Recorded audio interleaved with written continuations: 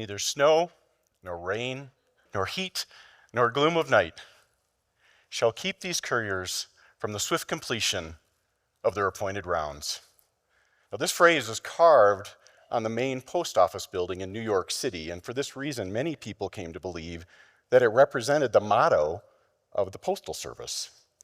But this phrase actually comes from an ancient account of the heroic messengers during the Greek and Persian Wars written 2,500 years ago.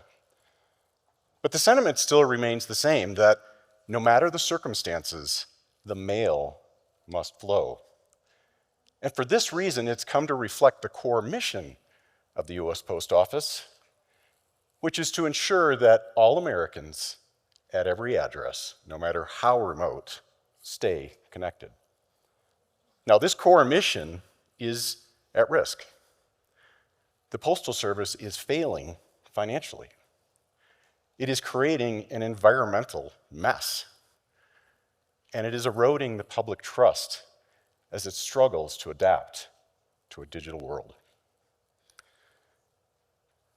Now, the mail has played a central role in our history, including right here in Breckenridge, Colorado. We have our own heroic messenger, and his name was Father John Dyer.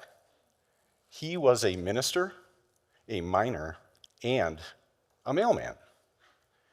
And in the mid-1800s, Father Dyer would strap on homemade snowshoes and make the dangerous trek over the mountain passes between Breckenridge and Leadville to minister and deliver the mail.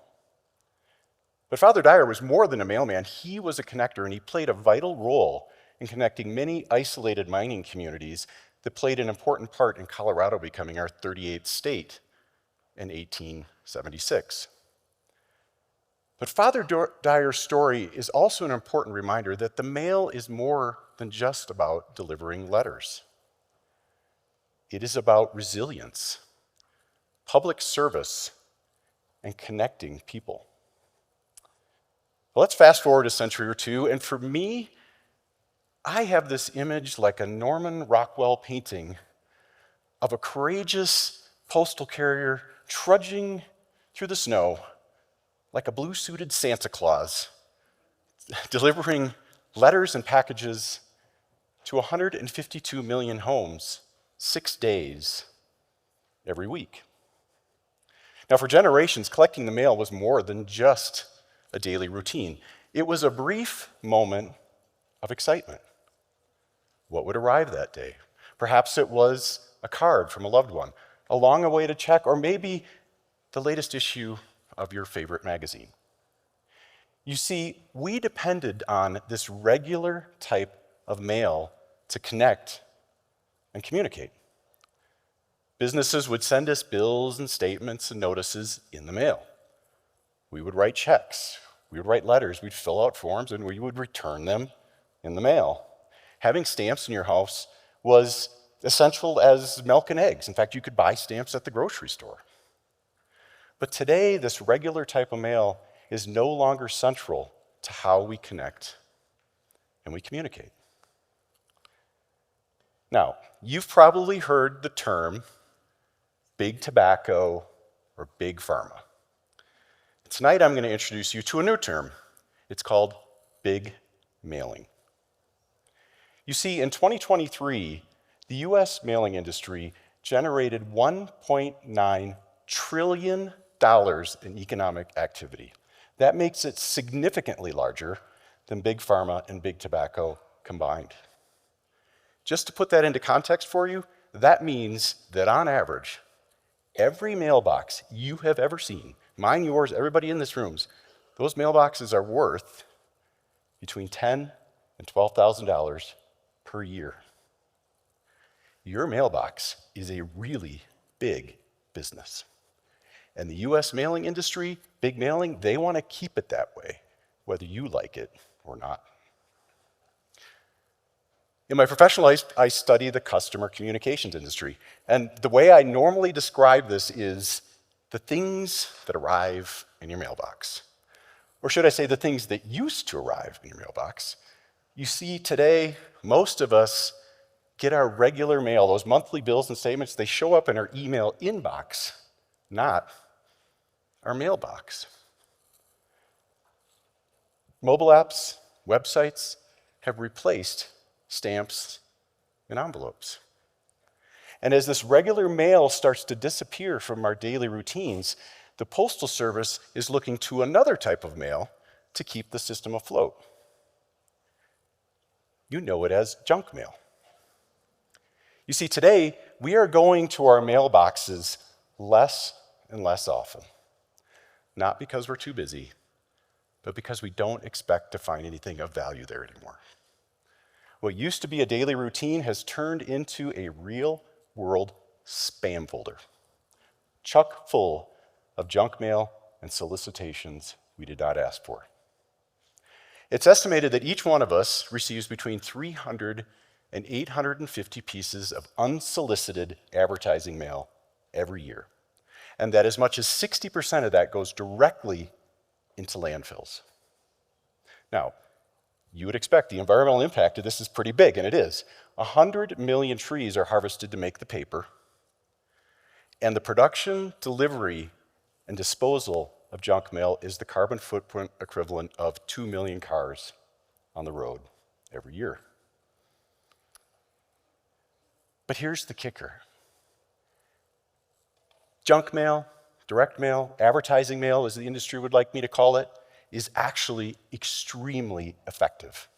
In fact, it is one of the most engaging forms of advertising there is. You see, every piece of advertising mail you've seen in your mailbox, its goal in life is to make this dangerous journey from your mailbox to your kitchen counter. Most will not survive that journey, right? But the few that do make it all worthwhile for marketers. And the rest that go into the bin, they are just casualties in the war for our attention. A battle that is being fought at 152 million homes just about every day of the week. So, you might ask, why is this stuff so prevalent? Well, it's because in part, it is so effective. But it's also because we have some of the lowest postage rates in the entire world. There are only 4 countries that have a lower first-class postage rate than we do here in the United States. And this combination of effectiveness and low postage rates has created a toxic sort of codependency between the US Postal Service and big mailing. You see, the Postal Service has given up value to get the volume that it needs to continue to deliver mail to every address, no matter how remote. Now, the Postal Service is a self-supporting, government-owned entity, and it has been losing money for years. Last year, it lost $9.5 billion. This year, it's expected to lose $6 or more. The Delivering for America plan says that they're hoping to break even by the year 2030. Fingers crossed. Now, I don't know how many other privately owned businesses could function in this way, but there's a fair question to ask, which is the post office too big to fail? And if it does, who's going to pay that bill? And we know the answer. We are. The American taxpayers are going to pay that bill. But there is perhaps a deeper and more concerning issue. You see, our faith and our trust in the Postal Service is quickly eroding. Delivery times are lagging and frequently unpredictable. I recently documented the case of a letter that was mailed to me from a town 23 miles away. And this letter traveled all the way to Buffalo, New York, traveling 3,000 miles to come back, taking 12 days to reach my home, only 23 miles away. And as perplexing as this is, unfortunately, it is not uncommon. We're also all familiar with home deliveries and online shopping. But those boxes, those packages, those parcels, those items are completely overwhelming the postal system. Especially impacted our local post offices like we have here in Breckenridge and their delivery vehicles.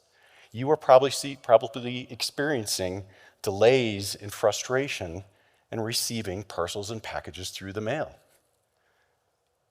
You see, the postal system was built to deliver letters, not boxes, packages, and parcels. But there is one more element that is eroding our faith in the postal system. You see, in 2021, I lost my oldest son to fentanyl poisoning.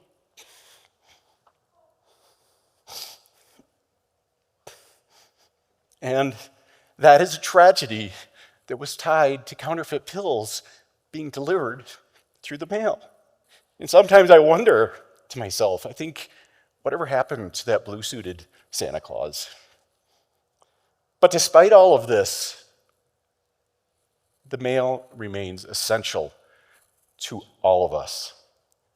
You see, the mail doesn't care about your age, your race, your background, your immigration status. All you need is a stamp and an address, making the mail one of the most accessible forms of communication that we have. And for people in remote communities, the elderly, those with limited internet access, the mail is an essential lifeline for things like healthcare information, financial documents, and other critical information. In the 2024 presidential election, 35%, or about 53 million votes, were cast using early and mail-in ballots. And there's one more thing about the mail that you may not think about, and that is that the mail plays an increasingly important role in our digital futures. You see, we live in a world of artificial intelligence, and authenticity will become perhaps one of the greatest challenges we will face as a society. And the mail will play a role in helping validate not only our identity, but the fact that we're actually a real human being. So, if the mail fails, millions of people are going to be cut off from an essential service. Our digital futures could be significantly more challenging, and our very democracy could be put at risk. So the challenges that we face are not unique. In fact, nearly every postal system in the world is dealing with similar issues. So the question is, how do we secure a future for the US mail that is sustainable and efficient? Well, in certain countries, advertising mail, junk mail, has been banned entirely. It doesn't exist. And digital communications have taken over just about all other forms of regular mail. Elsewhere, postal systems charge considerably more than we do here for all classes of mail, which has forced businesses to find alternative ways of communicating with their customers. Also, in some countries, consumers like us have much more control over the use of their data, including the things that arrive in their mailbox. And lastly, do we really need the mail delivered 6 days a week? In New Zealand and just recently in the UK, it's been announced that they're going to reduce mail delivery from 6 days to just 3 days a week for certain classes of mail. You see, it's my belief that physical paper mail should be uncommon. It should be environmentally sustainable, and it should be reliable. And if it is, it's going to actually increase the value to us as it focuses on essential communications and secure package delivery.